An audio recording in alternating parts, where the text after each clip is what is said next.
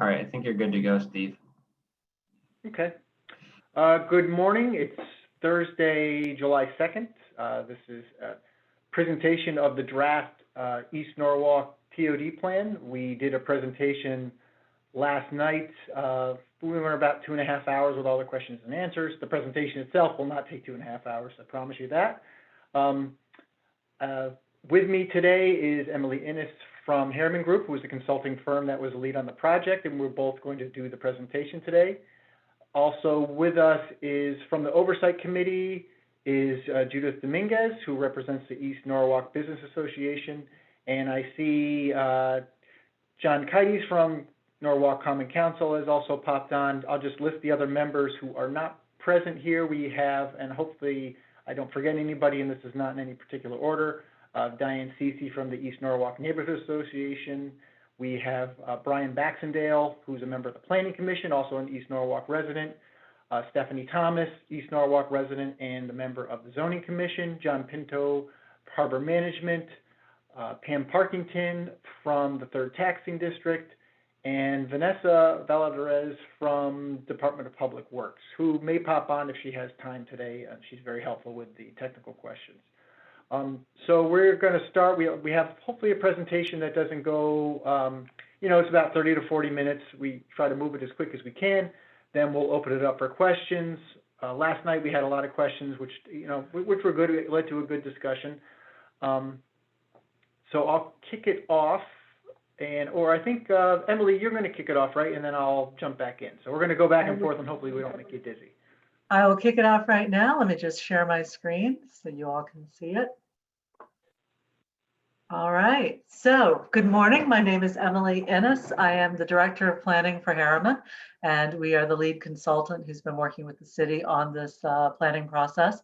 I want to talk to you a little bit about the vision and goals. We heard some questions about that yesterday, so we've modified yesterday's presentation a little bit to address some of the questions that we've heard. So if you were here with us yesterday, you will have see a few differences. So we did a lot of community engagement last year, came up with a vision, worked with an oversight committee to refine a lot of this. And I want to talk to you about the vision and goals. So I'll read it out because I know some people may be on their phones. East Norwalk is a neighborhood with a high quality of life for all, supporting existing residents and businesses and attracting new ones. Rehabilitation and new development supports public amenities and ground floor uses that enhance the pedestrian environment, connecting housing to goods and services and multimodal pedestrian, bicycle, vehicular, and rail transport. Planning processes and decisions include many community voices and focus on enhancing the overall neighborhood as a maritime community with a series of village clusters. We're going to talk about how this vision is being implemented initially by regulatory changes and then by incorporating other elements from the planning process. I'm going to quickly show you the goals which support this vision on the other side of the screen. So enhancing quality of life, fostering community stewardship, balancing growth and neighborhood character, enhancing neighborhood identity, coordinate with other plans and projects, and improve multimodal accessibility and connectivity. And I'm quickly going to show you the different parts of these vision and goals. It's not just those statements. We go into details, but really you want to go through pages 14 through 17 of the report, which is online, to look at the specific details of these. But the key piece of this is that we're looking at enhancing the area for the existing residents, the existing buildings and businesses rather, and then improvements that there will be new residents coming in, there will be new businesses coming in. So bringing those improvements that attract those people in here. We're looking at diversity of housing stock, access to good jobs, including supporting the businesses that are already there, a vibrant public realm. A public realm is the area that you as a member of the public experience when you're out walking. So it may not be just public property, but private property that you can access visually, and a network of open spaces and recreation areas that is well connected. In terms of community engagement, obviously there was a process that was part of this planning process but that should continue. We envision that over the years, as this plan is implemented, that the community will continue to be involved. And I have to say that I've seen a lot of community involvement already, which is fantastic. It speaks well for the future. And the idea is that by advocating for the changes anticipated by this plan and responding to options, that the community becomes stronger and more involved in creating this vision and implementing this vision. Balancing growth and neighborhood character was an important consideration to us from the very start. The idea that yes, this is an area that is centered on a train station, and therefore development that responds to the availability of transit, public transit that gets people from their homes to jobs and back again is important, but also understanding that this is a series of existing neighborhoods and being mindful of those neighborhoods and how the future development is balanced with the needs of those neighborhoods and the existing context in terms of physical development. Therefore, enhancing that neighborhood identity, figuring out ways in the plan to draw on the existing assets, the proximity to Long Island Sound, the proximity to the existing open and public spaces, and really trying to create a more integrated neighborhood in terms of the physical connections between houses, recreation, and goods and services. It's critical when we do planning processes like these to think about what other plans and projects have been going on and might happen in the future. So your plan of conservation and development, the walk bridge project, other improvement projects that are coming in. So making sure that in thinking about this area as a whole, that all of those processes and plans are coordinated together. And then finally, improving accessibility and connectivity. We have heard over and over again how concerned people are about traffic in this area, and we appreciate that. And one of the ways to reduce the traffic is to give people other options that are safe options. And so figuring out how pedestrian connectivity can be made safer, made more attractive in terms of the amenities that people have that will encourage them to leave their cars at home and walk or bike to their destination, thinking about what that bike infrastructure is, has been really important. So I'm going to turn this back over to Steve to talk about the sort of the top 10 of the initial goals or the initial strategies in how to implement these. And then I'll be back to talk to you specifically about zoning and design guidelines. And I would stop my share. And Steve, it is all yours.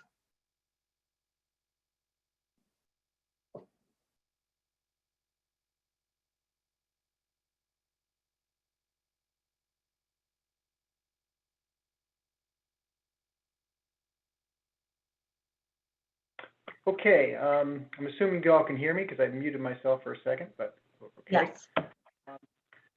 So just to give a little bit of background before we get into any specifics. This is kind of where we started. The state of Connecticut awarded us a grant to look at the East Norwalk train station under a program that looks at transit-oriented development. So, you know, acronym for that is TOD. And that really looks at what your uses are in and around the train station, and you know the trend. You know, it's not just locally, statewide, and nationally. It's even broader beyond that. Is you really want to develop around where your infrastructure and transit assets are. In this case, this one is the East Norwalk train station, and the area, particularly along East Avenue, is a very underutilized asset that could benefit the area as well as the city of Norwalk as a whole. We are mindful that, you know, current commuting patterns have changed. You know, I expect that will continue for, you know, the short term. What happens longer term, I would expect we would see an increase back into this kind of development pattern and this kind of transit use, which I think just makes sense from a smart growth and planning perspective. So the yellow boundary represents a half-mile radius around that train station. You'll see a hatched area at the top of the screen. That area is north of I-95. And what we decided to do was not include that in our study because, you know, it really has a different character when you get on the other side of 95. The zoning designations are different as well, so we thought that area, really wasn't relevant to what we were talking about here. I want you to try to keep this in the back of your mind as we go forward and looking at some of the more specifics. Is that half-mile area really encompasses a large chunk of East Norwalk. And the area we're proposing for changes is really small in comparison to that. So I think that's important to note as we move forward. So I'm going to run through kind of the, it's not even 10, kind of the big themes that came out of the plan. The plan encompassed many more things beyond what we're going to highlight here. So there are sections that deal specifically with sidewalk and pedestrian improvements, because that was a major concern of folks in the area, that there were areas where they didn't like to walk because they didn't feel safe in terms of the speed of cars, the sidewalk width or the broken sidewalk. So those have all been identified and tagged within the plan. And we also did the same thing with bike lanes and bike infrastructure. So that was a major theme of the plan, was try to improve walkability and connectivity throughout the area. So there's 9 items on here, and I'm going to go through each one and illustrate, a little bit further what we're proposing. The first area, and it's kind of, I think, the main crux, and it's been one of the main discussion points about the plan, is the area labeled number 1. You can see that's got a yellow outline with an orange hatch through that. For the most part, that's the East Avenue spine from 95 south down towards Cemetery Street and, just south of Gregory Boulevard. Right now, the majority of that area is zoned neighborhood business, which allows a whole myriad of uses, including residential, commercial, such as restaurants, delis, all different kinds of things. What we're proposing is to rezone that area, the hatched area that's shown, into a new village district, which is called the East Norwalk TOD Village District, EVTZ for short. And what we're proposing as part of that is that if you develop in this area, you're going to be required to give us some things. And some of those things, in short, are you're going to have to provide a minimum of 7-foot wide sidewalk, which includes a 2-foot wide snow shelf. You have to provide some ground floor activated uses if you take advantage of some of the amenities we're going to get into in a little bit. And as part of this, there's design guidelines that go along with this. And I think one big change, which has been, there's been a little bit, we understand there's been pushback about the density and adding any additional height, is, so we're allowing the base height to continue, which is 2.5 stories. But if you give the city back certain amenities, which is some things that have been identified through public meetings and have been identified through, outreach and other efforts, is you give us these things and we'll allow you to add 1 additional story of height and to increase your density. So there's like kind of a give and take. So if you can kind of, without doing like a Google Street Map view from 95 south, if you can think about East Avenue in your mind and think about what goes on there, the East Avenue spine itself is kind of, in my mind, is kind of detracts from the broader area. And there's a reason it looks the way it looks today. And I think that reason is the existing regulations don't allow any incentive for anyone to build or improve their properties beyond what they are today. So we think this is a tool and a method that will allow that to happen.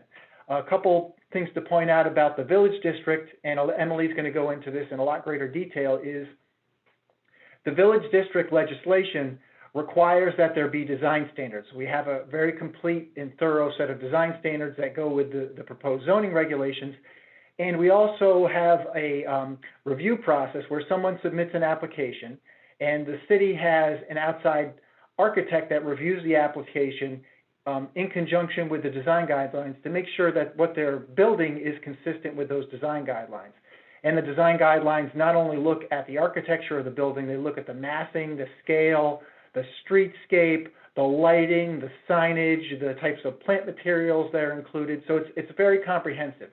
And while this might sound daunting on one level, it does provide a property owner some surety that, I understand what the city is asking for here. I know that if I can build and meet the standards that they're proposing, my project has a pretty good chance of getting approved. So another way that why design is important and why village district is helpful is if you think about Route 1.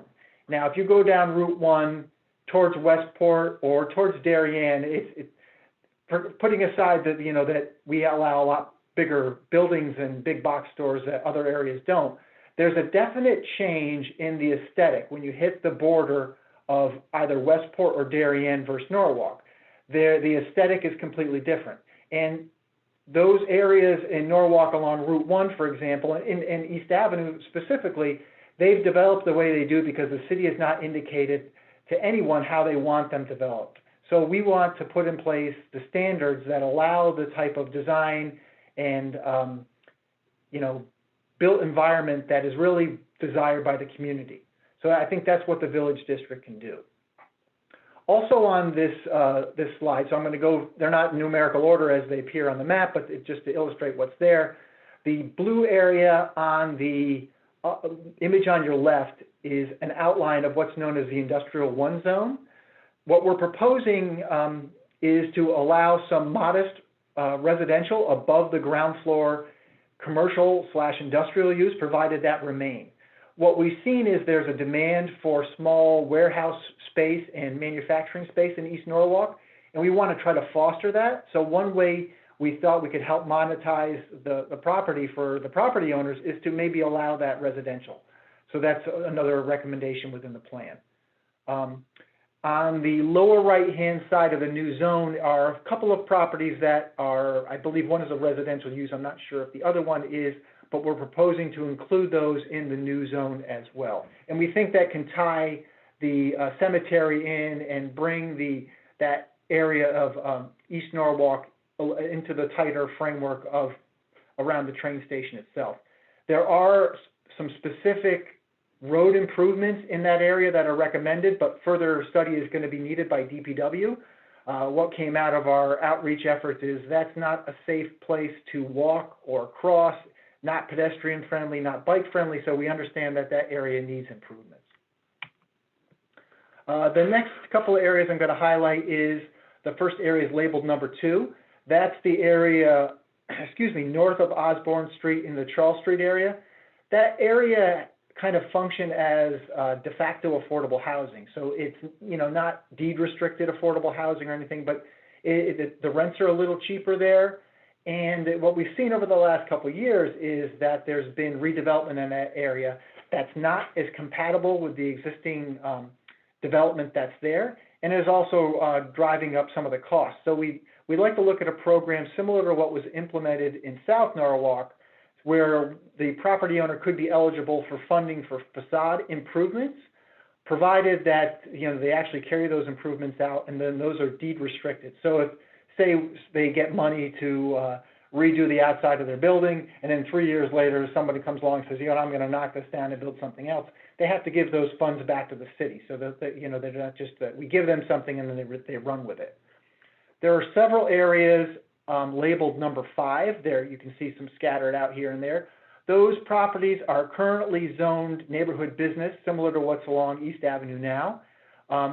We think they should be rezoned to C residential because many of them function as residential properties now, and for the most part they are surrounded by residential areas in many aspects. One thing that comes out of a lot of the side streets, particularly along Osborne and in Winfield in some cases as well, is that there's kind of a mishmash of uses where you'll see a garage, then there's a house, then there's a deli, and then there's another house, then there's a warehouse. We kind of like to tighten that up. One thing I should point out, because there was a little bit of misinformation out there, that there is no intent, recommendation, or idea of any kind of eminent domain as part of what we're proposing. What this means is if you have a commercial property that's functioning on that capacity now, and it gets rezoned, it doesn't mean you have to forfeit the use of that property. It just means in the future, if the use changes, it has to change to a conforming use. That's important to keep that in mind. Another couple concepts I'm going to highlight is there are 2 areas, and the first being the Liberty Square area that has a special character to it, and we'd like to see that preserved and enhanced. So we think that we can provide a separate village district designation for that area. We're not recommending any change to the allowed building height or the density or anything like that, but we think that that area is worthy of preservation and protection. I think one of the more exciting things that came out of this plan is this concept of adding a promenade along the Vets Park area that can serve as a connection between South Norwalk and East Norwalk. And there are a couple photos on the right-hand side of the slide that show some concepts of what could be included. The one on the upper portion of the slide is this idea of these large outdoor gaming areas. The one below is a really enhanced promenade and walkway. We've seen things where you can have different exercise stations set up, maybe those little parklets and areas for, somebody could play music or gathering. It's just a really nice enhancement, and we see this functioning not only for pedestrians, but it have expanded protected bike access as well. And there are a couple more areas that are labeled number 5, which I stated are proposed for rezoning from NB to the residential zone. Similar to Liberty Square is the Cove Ave First Street area, which has its own real unique identity to it. I think it's one of the really cool spots in the city. It's another area that we think should have a separate village district designation as a protection tool, not as a means of adding density or height or anything like that. We think it functions just great the way it is, but we think it needs a little, a method to help in terms of protection. And then I think the last area to touch on, which is also labeled number 5, is another area that's neighborhood business zone, which is out near Winfield Street, that we also think should be rezoned for residential purposes. These next couple of slides came up based on a meeting I held with the East Norwalk Neighborhood Association, where they asked me to talk about the permitting process a little bit. So for zoning permits, there's really 3 types of permits. The first one's a traditional zoning permit, which can also be called an over-the-counter permit, which basically means you come in, you want to build an addition on your house, you submit your plans to the zoning department. The zoning department reviews all your materials to make sure it complies with all the the standard setbacks and the heights and all those kind of things, and then the staff issues you a permit. The second type of permit is a site plan application, which is an application to the zoning commission itself. You're required to notify your neighbors upon submittal of that application, and the zoning commission looks at such things as make sure the building's not bigger than the regulations allowed, that the traffic that's proposed as part of this use is not going to end up being detrimental to the neighborhood. It's important to note with a site plan application that if the applicant meets all the standards for site plan approval, the commission has to say yes at that point. One thing important to point out about traffic, because I know that's a big concern in East Norwalk, and it comes up with really any significant application we deal with, is that the city has put in place, we did this about 3 years ago, a peer review process where the applicant submits their traffic study and perhaps it says there's not going to be any problem as a result of what we're proposing. So the city hires its own independent firm that evaluates the proposal of the applicant. And the good thing about that is the applicant has to pay for that, but they pay the city those funds, and then the city pays the traffic consultant directly. So the traffic consultant is working for the city and not for the applicant. And I think that helps in the process. The last type of permit that the commission deals with is a special permit. And a special permit automatically requires a public hearing, whereas a site plan, a public hearing is optional but not required. Neighbor notification is required upon submittal of the application, as well as when the public hearing date is set. I've listed down there on the bottom the 13 standards that are applicable to a special permit application. So the commission looks at all these things when they're deciding their application. An important distinction between a special permit and a site plan is that the commission has discretion on whether they grant a special permit or not. And so, because some of these standards in there apply a little bit of a wiggle room for the commission, so they can take things into account. It doesn't give the commission the ability to say, well, we just don't like this. there really has to be a basis in the record of why you're approving or disapproving this application. And I think that's an important distinction.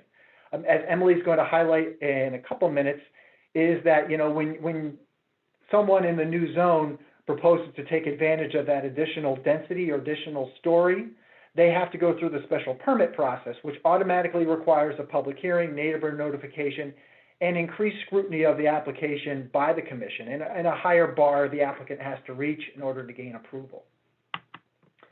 Some other actions that are relevant to this plan that the commission would undertake is they have to amend the citywide plan, which is also known as the Plan of Conservation and Development.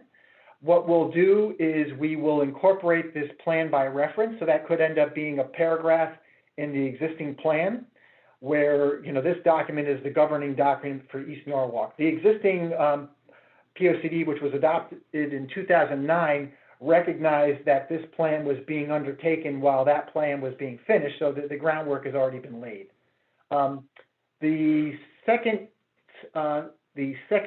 application stage that's going to be relevant later on is the zoning regulations, which are pretty well crafted at this stage and are an appendix to the plan. Those will have to go through a separate public hearing process, which requires you know, public meetings by the zoning commission and referrals out to different agencies. So that'll happen as the plan itself gets close to the adoption stage. We'll start digesting this at the zoning commission level. And the last item, which is very similar, is actually amendment to the building zone map, which again requires separate public hearings, separate notice requirements. All three of these actions require referral to the Western Connecticut Council of Governments. Also, for the POCD, requires referral to the Planning Commission. Excuse me, yes, it does require a referral to the Planning Commission, as well as the Common Council through the Planning Committee, who also may hold a public hearing. And the same thing with the zoning regs, we'll also refer that out to Harbor Management, Connecticut Deep, and eventually the POCD goes up to the state of Connecticut for their consideration as well. I'm going to get to this slide a little later on, but right now I'm going to stop talking and kick it back over to Emily to talk about the zoning and the design guidelines. All right. Thank you, Steve. While you stop your screen, I will share mine. Just one moment.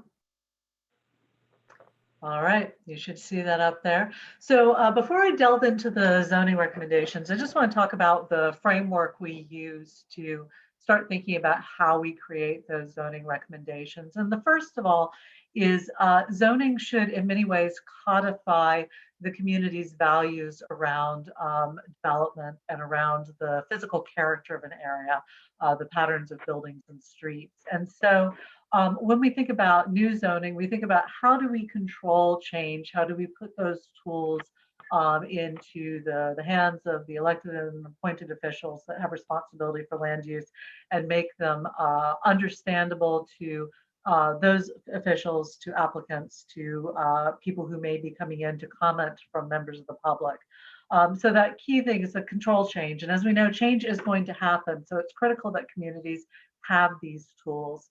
In this case, we're also thinking about how do we provide housing options so that people who can stay in their communities throughout their lives. So whenever they enter into the East Norwalk community, whether it's growing up there or moving there as a young adult, what are the housing types and varieties that make it possible to stay there?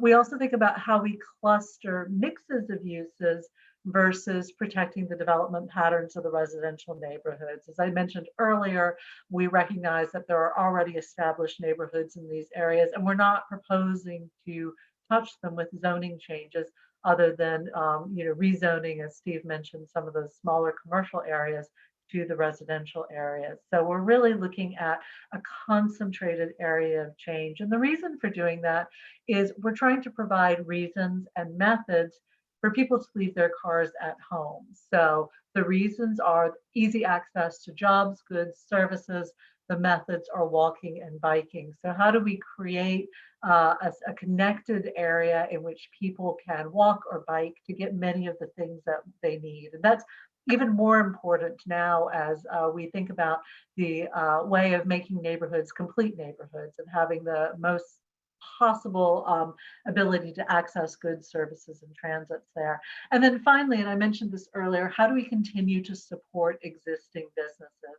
And that's a good segue over to our first slide here in terms of the proposed special permit uses in the I-1 zone. So you do have an industrial zone already. There are existing businesses there, but industrial uses can be difficult economically. So one of the ways that we considered making it possible for businesses to stay is to add the ability to add a small number of residential units to their parcels that allows additional revenue to come in or additional capital to come into those businesses. And then that allows them to stay in place. Now, they're not going to be allowed to add those residential units unless the underlying industrial use remains. So this is really an economic development opportunity. I should also say in mentioning this and in going through the village district zone, which I'm about to do, that as Steve pointed out, these are appendices to the plan. They are in draft form. When we complete that draft plan to go into the approval process, they will stay as a record of the draft of these. We anticipate that through the approval process for the zoning changes, that those will then change and morph, and should they be approved, they will probably be in a different format. So I'll explain a little bit more about what that means as we go through. So as we think about zoning, one of the first things that we do is something called fit studies. And fit studies are not actual projects.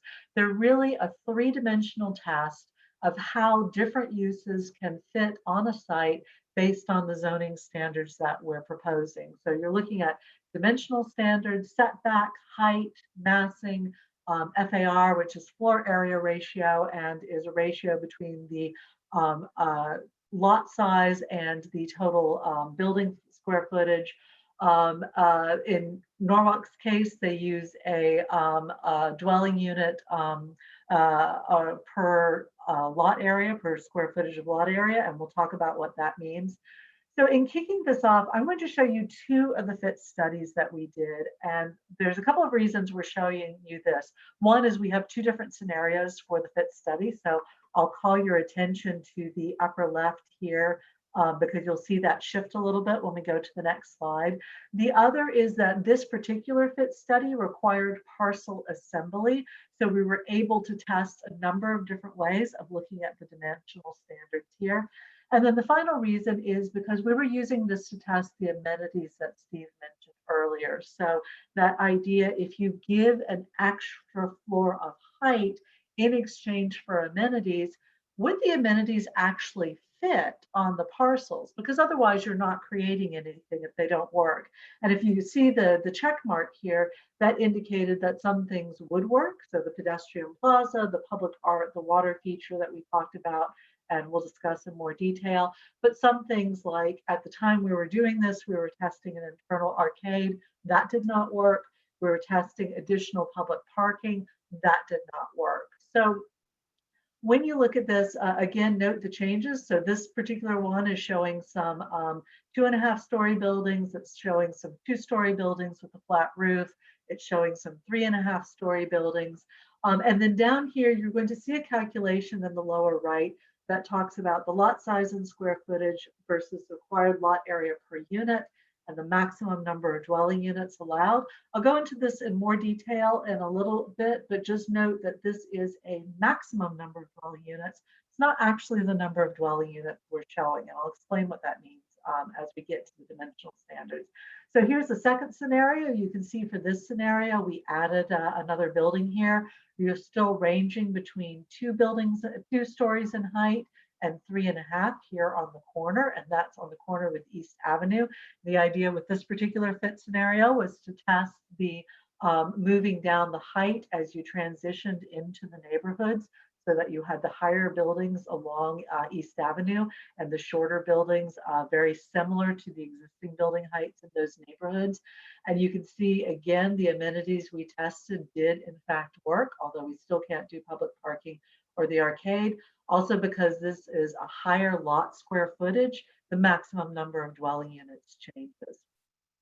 So in addition to doing the fit studies in those sort of three-dimensional, very blocky, just how do these buildings work on the site in terms of massing, we also, for this particular project, did some illustrative graphics to show you how they look from a distance here on the right-hand side and identifying the types of buildings that you would see from East Avenue, proximity to the train station, but also in the lower left, what would this look like from the pedestrian point of view? Because as mentioned earlier, the idea of pedestrian access, walkability, safety, comfort was a huge part of this plan. So we wanted to see how the buildings looked from the pedestrian side.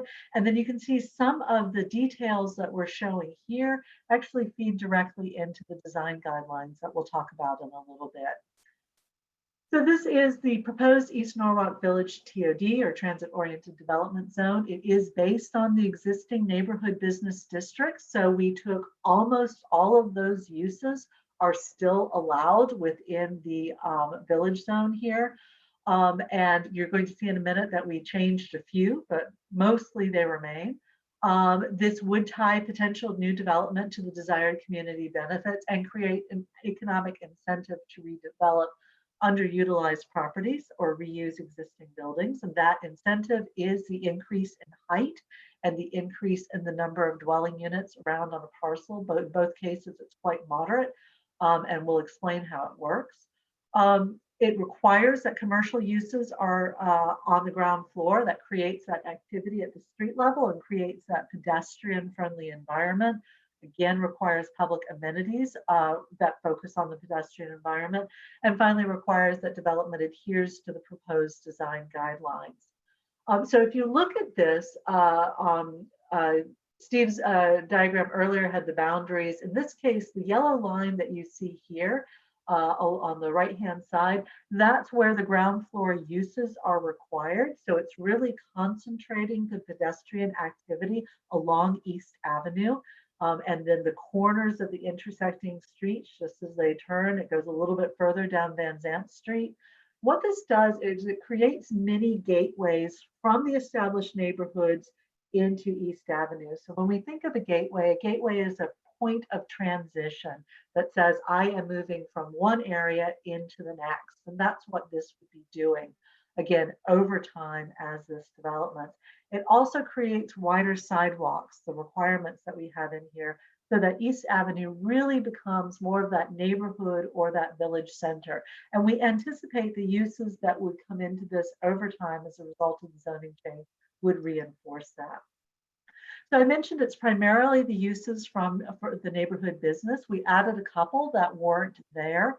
And those uses on the left-hand side, government agencies, makerspace, artist workspace, cultural arts and entertainment, those are really geared towards adding anchors and activities that are appropriate for a village center.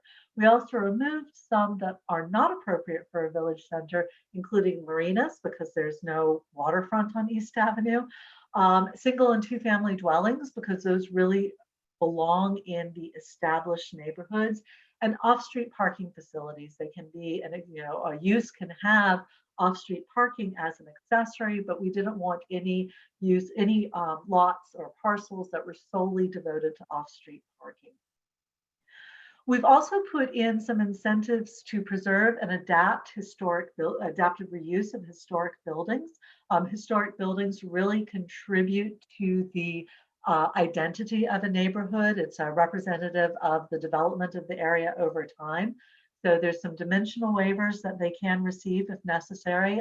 Frequently, historic buildings are non-conforming in terms of their placement on the lot or the lot size, or sometimes in terms of height or massing. So we wanted to make sure that there was not an incentive to remove historic buildings, but rather an incentive to keep them. And then in terms of multifamily, a couple of different components here. 2 units or more does require a special permit.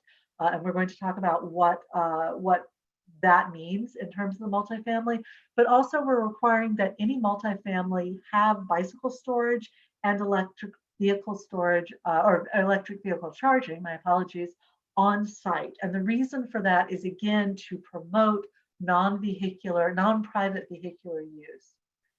So this is what we see in terms of the special permits for those mixed use, and that would include multifamily buildings.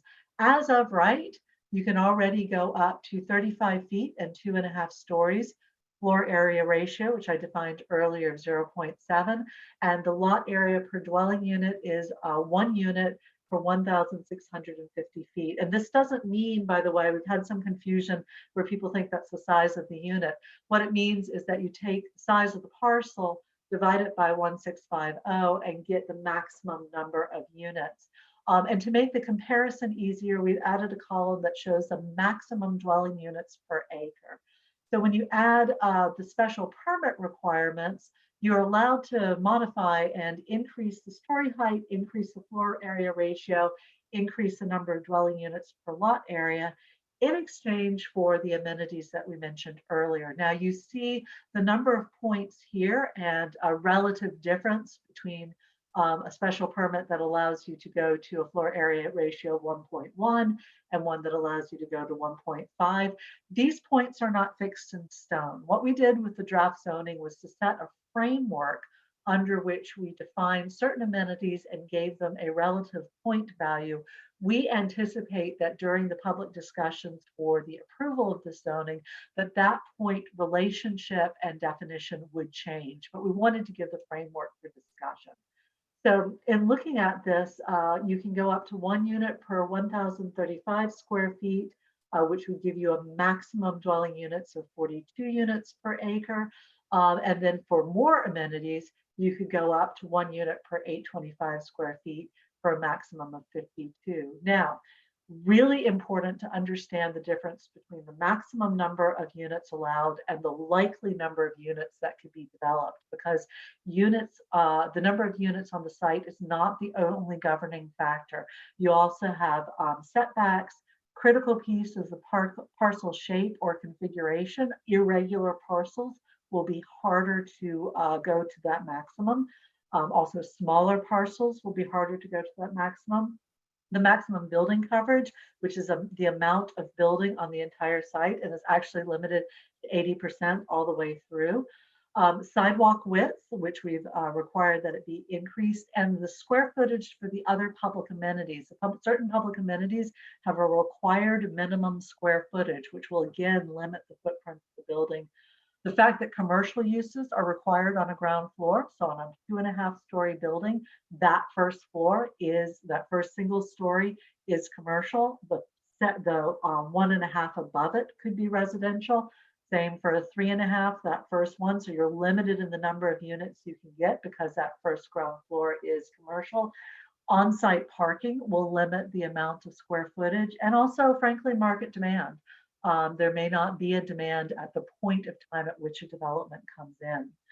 So given that I showed you the two scenarios earlier, I'm actually going to show you, we didn't do this last night and there were some questions that came up. So I'm going to show you how these regulations apply to the development scenarios I showed you earlier.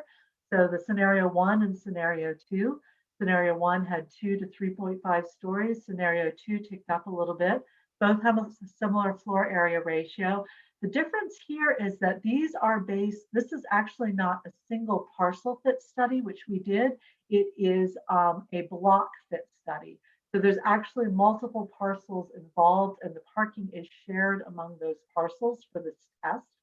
You can see that the maximum dwelling units per scenario, depending on the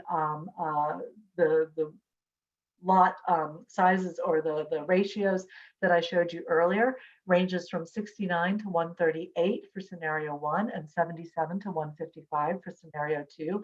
That can't actually be achieved. So those images that I showed you earlier, scenario 1 only has 51 dwelling units. And scenario 2 only has 62. So they're actually much less than the maximum. And that's because there's, in those fit studies, there's retail on the ground floor.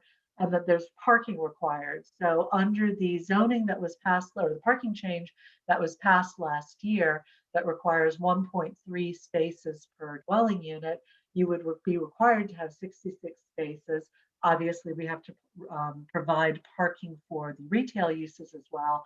So scenario 1 has 150 spaces and scenario 2 has 149. I should also add that this fit studies, just as a reminder, are for illustrative purposes only. This is not a project that's being proposed. It's solely done to test to see if the zoning that we are recommending as the draft for review and approval, would that zoning even work? And so that's the purpose of the fit study.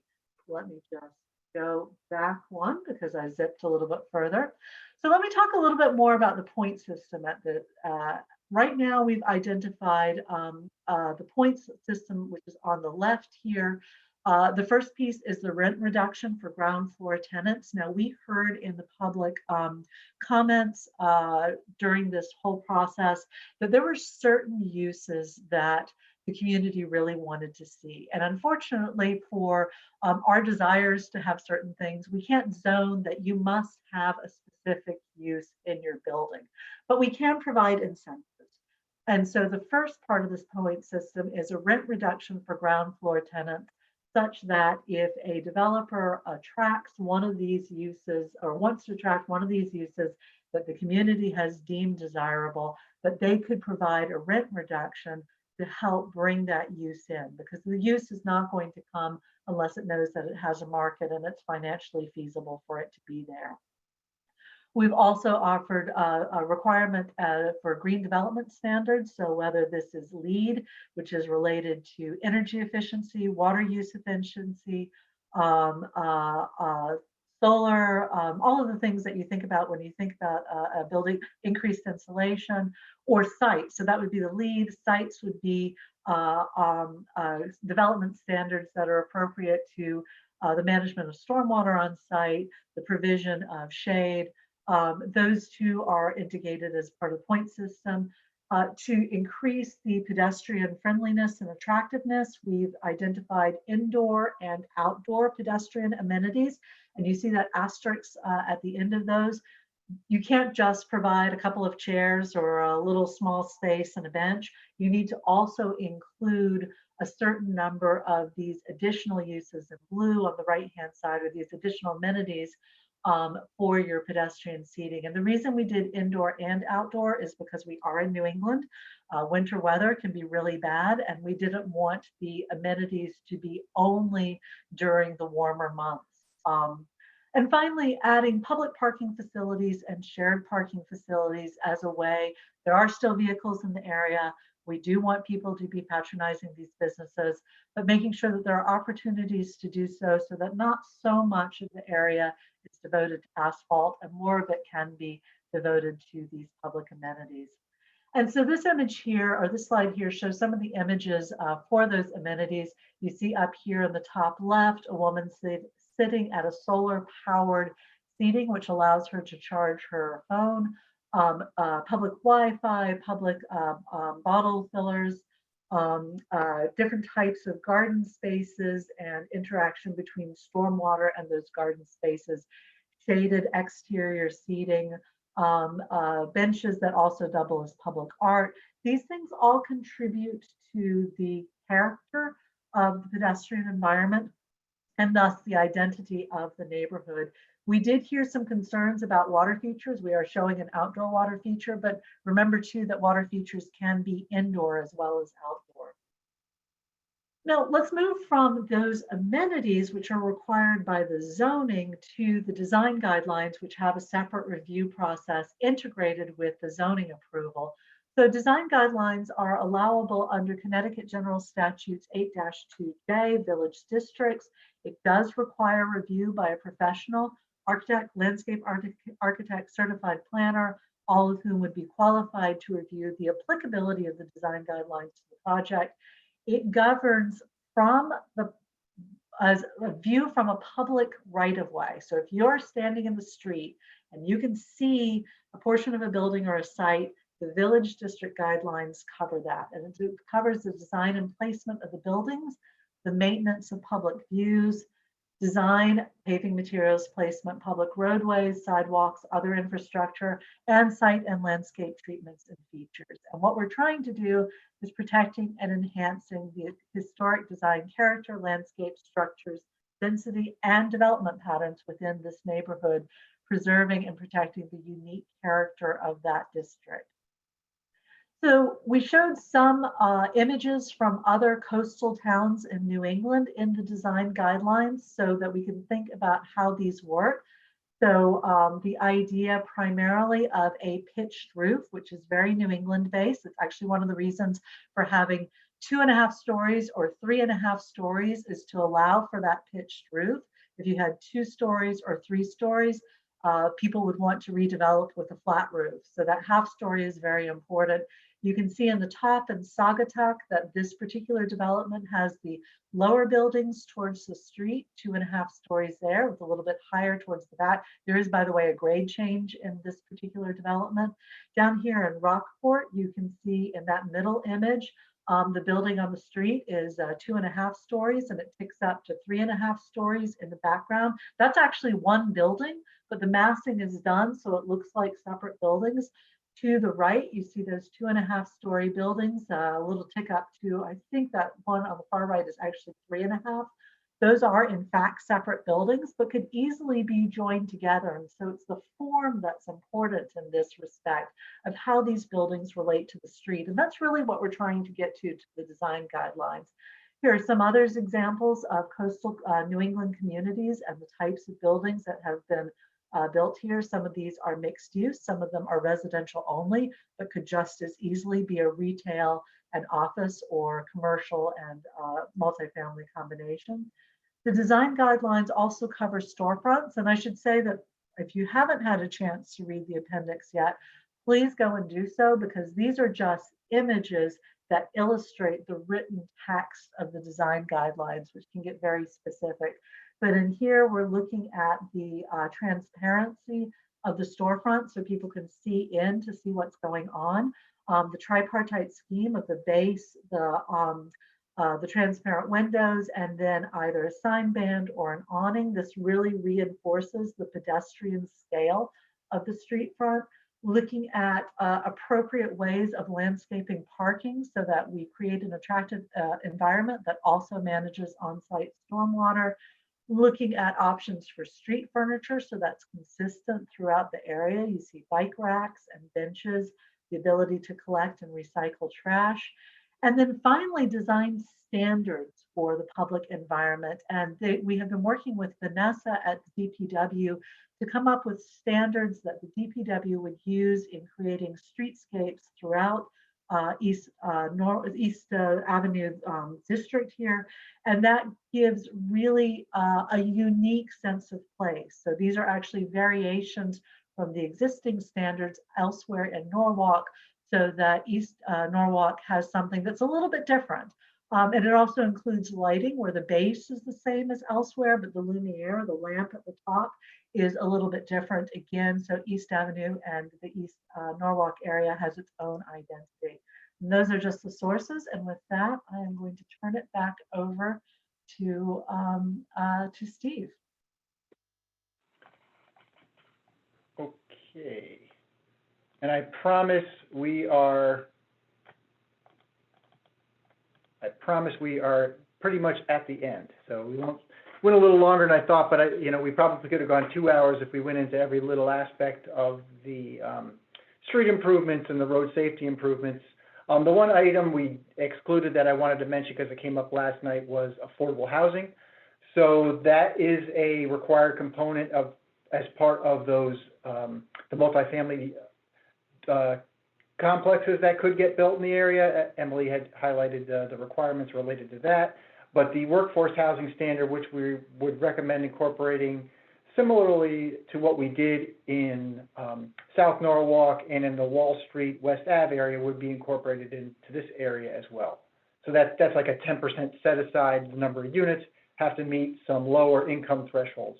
And it's important to point out to folks that those standards really equate to what like a salary would be for, you know, an entry-level position for a teacher or a policeman or a firefighter. So that's the target audience of that set of regulations. And that's my last slide. Thanks.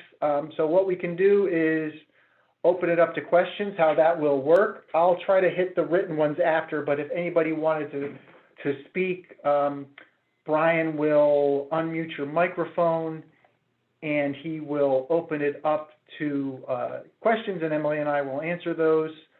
And there was one question I'll get back to that was a written one because I couldn't pull it off of my map while I was talking at the same time, so I'll try to get back to that one. It had to do with the location of the proposed village district as well. So Brian, if there's anybody with a hand raised, we're happy to do that. Yeah, so if anyone wants to ask a question or has a comment, if you want to use the raise your hand feature, I'll take you off mute so you can ask it. If you're dialed in, I see there's a couple people dialed in. If you use *9, it'll raise your hand and I can play into the meeting. If not, there's the Q&A function. You can type in your question in the chat box.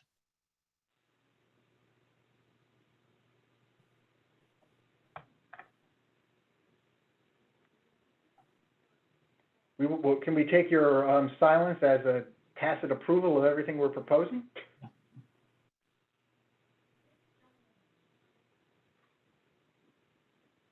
All right, got one, and let's see. Vic, when I move you over, if you could just say your last name for us.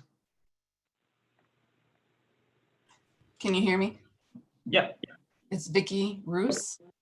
I was just curious, I missed the earlier presentation last night. So when I saw the Saugatuck buildings, what is the parking there? Because I know parking there is a disaster. Is it 1.3 or what is the parking ratio or parking? How is that determined? And does that have living units upstairs in that area in Saugatuck? Yes, so I don't know what the parking standard is in Saugatuck. We can figure that out or research it. But yeah, Saugatuck is more of a mixed-use development. So this question came up last night. Where does the 1.3 come from? So that's the standard right now in the zoning regulations for multifamily developments. That number was derived from twofold.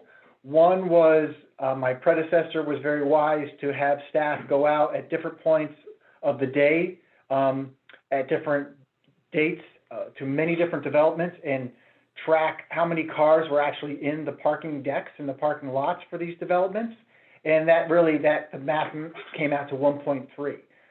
Secondly, when we were working with developers and different folks when the South Norwalk TOD regulations came about, the information they provided back to us was for the most part, the banking institutions would not lend at a parking ratio lower than 1.3. So even if we wanted to go lower at that point, they said the likelihood of them getting financing if they needed it was rare. So they'd have to provide more, or at least provide 1.3. So that's where that number comes from.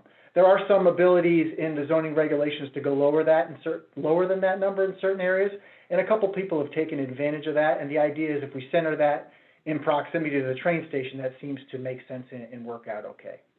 But we can take a look at the Saugatuck parking standard to see what that is as well. All right, next question is from Joe Lissick.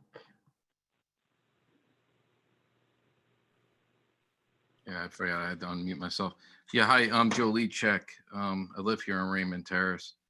I did have a question regarding East Avenue itself. I mean, how much is that going to become wider as a result of the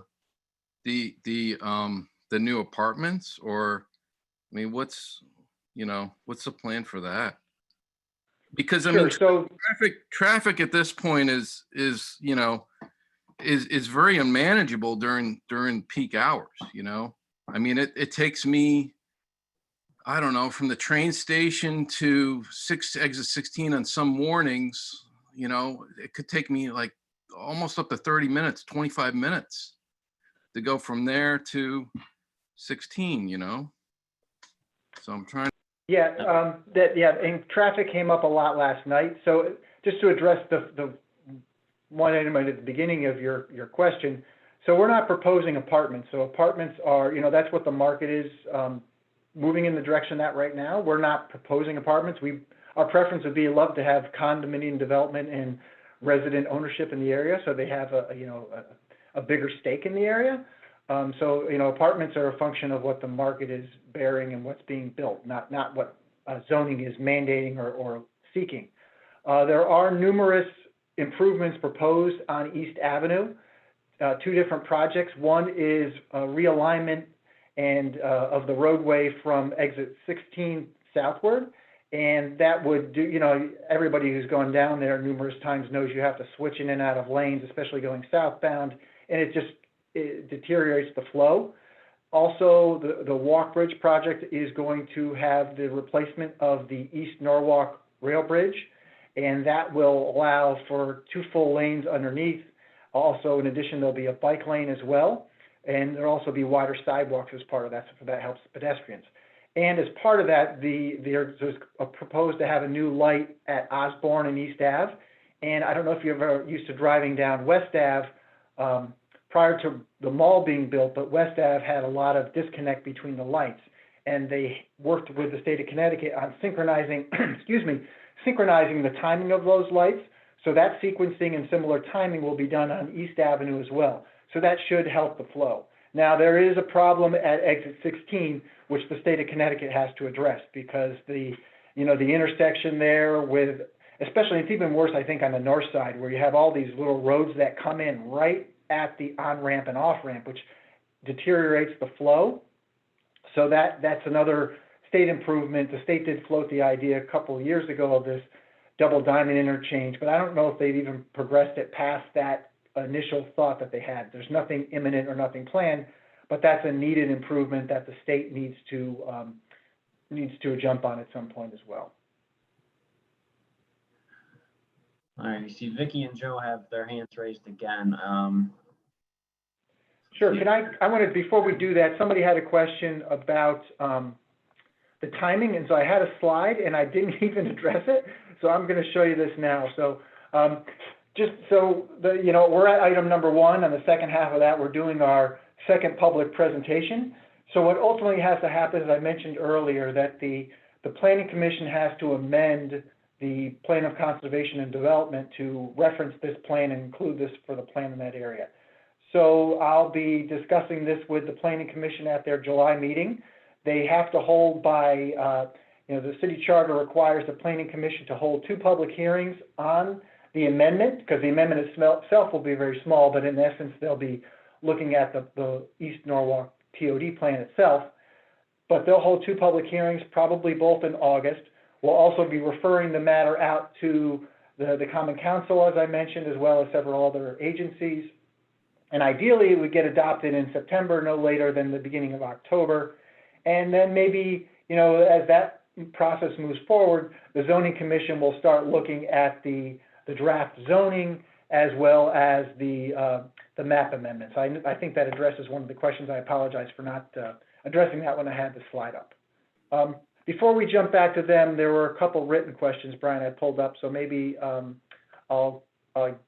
answered the first one. One is Scott Peterson asked, how does the Brim and Crown construction fit in with the requirement indicated by the map of street activating uses? So the Brim and Crown, which I didn't know the other day, that I guess I've always referred to that as 230 East Avenue, that was built and approved prior to any of this zoning, so they're not bound by it. I have worked with the applicant over time with that. There's as part of the Walk Bridge improvements, there are improvements to the new train station or the new platform, so there'll be additional car capacity added there, which I think will be a big benefit to the neighborhood, and hopefully will take some cars off the street because more people will have access to the train platform, making it easier to get on and off. But once that's done, we're hopeful that that particular applicant or contractor will be working with the state on what was approved as part of that project. There was a small building that was going to front on East Avenue because that was one of the requirements, but we think there's a way to enhance that and as well as incorporate the elevator access to the upper platform with a building that will have that activated ground use. So I think that addresses your question. This is from Leela Baker Robb. I apologize if I mispronounced that. Says, thank you for the presentation. Helpful to have some of the aspects of the written plan highlighted. Love the idea of people being able to leave their homes on foot or on bike to work, play, or run errands, and reduce needs for cars, parking, traffic, pollution, etc. Okay, we're glad to hear that. You mentioned preferring, and this is from Louis Dialco. I apologize again if I'm mispronouncing your name. You mentioned preferring owner-occupied residents such as condos. How would you encourage or promote that concept?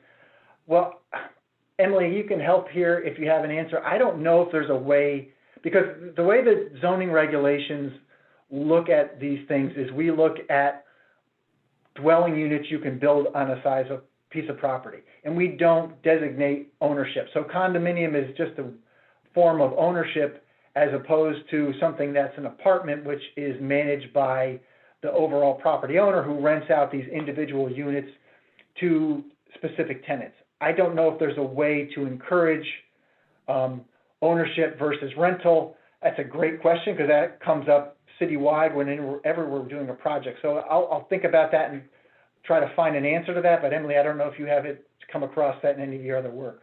I haven't, but it is an intriguing question. And yes, I'd be happy to explore that further to see if there's a way of doing that. Okay, and this is from an anonymous attendee. Thank you. I'm excited about this and wish you a smooth process forward. I did not submit that particular post, just to note that for the record. Second one from Scott Peterson. I think I keep hearing that to get a special permit for increased height density in the new zone, a development needs to have a commercial use on the ground floor, but not from the documents. It seems that the commercial use is only required for the properties touching the yellow lines in the street activating use map. Can you please clarify? Yeah, let me pull up. Emily, do you have that in your slide, or is that in mine with the yellow lines?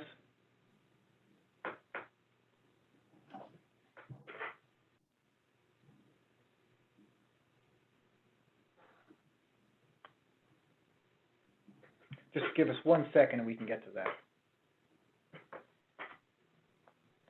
I'll be right with you. Don't want to make anybody dizzy by zooming backwards. There it is. And if anybody has questions that come after, feel free to email me. I'm happy to address those. If you need links to the plans as well, we can provide that. There you go. You should see it now. Okay, yes, and to address this, I know, Scott, I think we exchanged emails on this. The properties that border this yellow line, they are the ones that are required to provide the ground activated use as part of that. Hopefully that answers the question. And Scott has his hand raised, so I can pull him in to see if he's got any follow-up questions. Yeah, that's fine. Great. Okay, can you hear me? This is Scott. Yeah. Yep. Excellent. Yeah, so Steve, so yes, we've emailed on this and what you're saying makes sense. I just want to make sure there's not, so I think I'm clear in terms of street activating use, but now there are commercial uses that are not street activating uses. I just want to make sure that we're not saying, or, I want to make sure I understand, are we saying that even if it's not a street activating use, to get the special permit, you need a commercial use on the ground floor? 50%, I think you said, Steve. Yeah, let me get the actual zoning, what it actually says. Yeah, I don't want to give you the wrong answer if I. Right. Sure. Yeah. Because sometimes when you look at these, it makes sense in your mind, and then when you read it, it doesn't always translate. Right. I mean, just to kind of, while you're looking at that, so the implication of this, I think, is that it seems like there are properties that are in the EVTZ that are not bordering on these yellow curbs here, so to speak. And so that would tell me that they could get a special permit, get the increased height and density, and not have any, and be entirely residential? Yes. So yeah, and maybe that's a better way to answer it than what I'm going to try to fumble through. There are a few instances, and the most obvious ones are, so if you're looking at the image up on the screen, there is, there's the cemetery that's kind of the green area at the bottom of the screen, and then, which is just north of Mill Pond. The Wells Fargo property would be an example of that. And then as you round the corner, those parcels that are proposed to be included as well also fall into that category. I think that it answers it. I took them out, so hopefully it does. Oh, okay. Another question from, I think it's Will Cook. It's all one name, but I'm assuming that's it. I know you said you would get back to this question. Oh, yes, thank you. Is only one side of Zan Street, which they have in parentheses, the library side, from East Avenue to Osborne, part of the new village? It seems it would work and look better if both sides of the street were the same. Let me, Emily, again, do you have a zoom in? One of your slides had a zoom in of the village district. Do you have? Let me look just one moment. I think oh, no, I think that works. Let me just pull it up and show you. Okay, can you see that? Yeah, so let me make sure I get my bearings straight. And of course, Yes, the hatch is over. Yeah, the hatch is over. So the question again was, is only one side of Van Sant Street, which is the library side, from East Avenue to Osborne, part of the new village? I think it's divided. So you've got it's like a first. Yeah.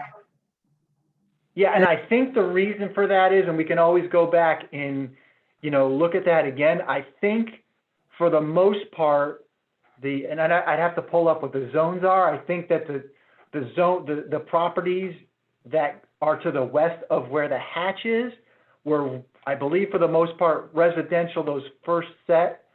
Yes. And then it gets, there's some mixes beyond that. So I think that's why we made that designation.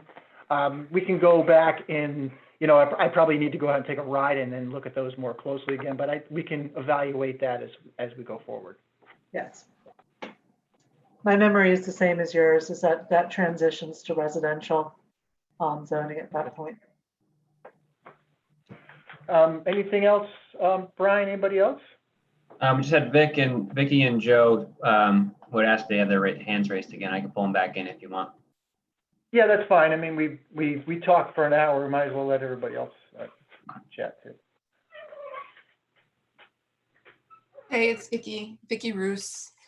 I just wanted to remind everyone that once the East Norwalk Bridge is upgraded or whatever the state is doing, that is going to allow tractor trailers to fit under the bridge. So that's tractor trailers are long. We already have at least 6 traffic lights from the train station to 95 at 16. So if there's one tractor trailer, that's basically a block. So once the tractor trailers start going through there, improving the bridge might sound like a good idea, but we also have to remember that trucks are going to be going through there now. And that's going to be a big concern, and definitely traffic is going to cause more traffic. Then I had another question. So for Wells Fargo, we all know that's probably the first development to happen, maybe. I'm just wondering, do you know currently how big that's going to be? How many units are going to be there? And is that going to cause a need for another traffic light at Van Zant and East Avenue or Cemetery Street because of the number of people living there? I can't answer any of those questions because there's nothing in front of me. Considering the ownership that, my guess is they'll want to maximize what they can do on the property, but at the end of the day, what they propose has to conform and fit into the regulations. They will be required to do a traffic study as part of that application. And, as I mentioned earlier, we will also be doing, more than likely we'll do a peer review of that traffic as well. So if, either their traffic report, our peer review, and, depending on the size, it could kick it up to a level where the state could get involved. There are thresholds where the state, looks at what they call major traffic generators. I don't know if this would qualify as that, but, our own city agencies would look at it as well. So if any one of those determined that there would need to be like a traffic light or, a turn lane or something else added to fix that traffic or safety issue, they would be required to do that prior to getting any permits from our office or the building department. I always seem to miss one thing when I do these presentations, and I want to, and it sort of relates to the truck traffic. One of the recommendations that came out with discussions with Emily's firm was the idea of relocating the DPW garage. Now that's the area labeled number 3 on the left-hand part of the screen. That's not the water treatment plant, that's a separate item. But the idea came up that, if that could be relocated elsewhere in the city, why not look at doing that? We don't know where that would be, and it's a long-term exercise, but maybe we could repurpose that property into a marine commercial use, a water-dependent use, could be green space, open space, park space, something along those lines. That would be a whole separate long-term planning exercise, but I think that's a good thing for the city to think about in the back of our minds. And maybe there's opportunities that come forward in the future for funding to look at that. And by including it in this study, it lays the groundwork for those future exercises. So sorry I left that off when I was doing the presentation. Anybody? I think there was at least one more, right, Brian? Yeah, Joe, who I think I accidentally cut off earlier. Okay. Yeah, just back again here. As far as, I'm just, I'm not, how many units are we talking about, Steve? At Gregory Boulevard, and what are we talking about here? I'm not for apartments. Okay, it's gonna increase traffic. I mean, traffic here is already horrendous, and this parcel of East Norwalk is somewhat landlocked as it is. I mean, there's really nowhere that the main avenue is East Avenue, as we know. Side streets are going to be congested. I mean, there's going to be nowhere to go in this vicinity. So what are we talking about as far as apartments go? And again, I think we addressed this. Go ahead. Oh, my bad. I move him back over. Sure, let him. Yeah, he can finish up, and then I'll answer. Sorry, Joe.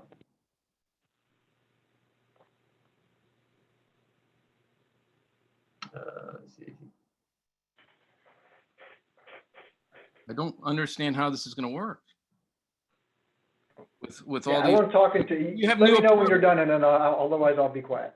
Okay, you have new apartments unannounced buildings over at the train station already. Where's all the parking? Where's all the cars going to go? Where's the parking going to be for this? I mean, you're talking about two cars per apartment here. At least you can't tell me that they're not going to be people are not going to own cars here. You can't say that. Okay. That's all I have to say. Yeah. It's going to be madness. It's going to be madness. And it's sure. not, So I don't think anyone in our team has ever said there won't be cars. I don't think we've ever made that representation. As we stated, we're not advocating apartments. Maybe that site along the Mill Pond site, which is the Wells Fargo, maybe that's a nice spot for someone might think condominium ownership is better than apartments because it's got a lot of great access to water. You can walk down to the beach, you can get to Vist Park quick, you can, Mill Pond is right there, and it's walkable to all the nice amenities in the area. So maybe condominium ownership versus apartments is something that would be more palatable and more marketable in that area. It's important to keep in mind, and I can run the numbers easy enough, is you can already build, whatever you want to build there. You can build apartments there. You could do that all along the neighborhood business district now. There's nothing preventing anybody from doing it. So there could be increased traffic if we don't do anything right now. So I think it's important to keep that in mind. There was another question from Scott. I'll read that off. If someone were to seek to develop a property today in a way that is inconsistent with the TOD recommendations, but still different from the current zoning regulations, how do you think that process will go? So I'll answer it two ways. First off, if they propose something before any of these regulation amendments were passed, I think we would, would evaluate it for consistency with what's being considered here. And if it made sense, we would consider it and hopefully wrap it into the plan. If it was something we did not think was consistent, we would make that determination and recommendation to the Planning Commission and the Zoning Commission and say, we don't think this makes sense. Similarly, if it was done after the plan was adopted, we would evaluate it and say, you know what, this is a good idea. We wish we had included in the plan. Maybe we would amend the plan to include that concept. But if we felt that it wasn't appropriate or consistent with the plan, then it would ultimately be denied. Another follow-up from Vicky. If the Wells Fargo developer is maxing out the number of units, what could potentially be the max number of units? Also, if that land is on a slope, will the 3.5 stories start at the bottom of the slope where the bank sits now? So yeah, I don't know what that total lot area is off the top of my head, so I'd have to do the math. It's pretty simple to do, but I just don't know what that is top of my head. The number of stories and the height is measured consistent with the zoning regulations, how they define average grade. And, obviously, yeah, the site does slope off. What that does for the advantage of anybody who's going to look to develop that in the future is they can have, you have the ability to have street access with, maybe they could design it in a way that there were walk-ups, which could be really attractive with little steps that went up to units, or there's access to those units from the street, but then they can hide that parking underneath so you wouldn't see it. And that's a big recommendation of the plan is nobody really wants to look at parking when they're walking or driving. Anybody else? I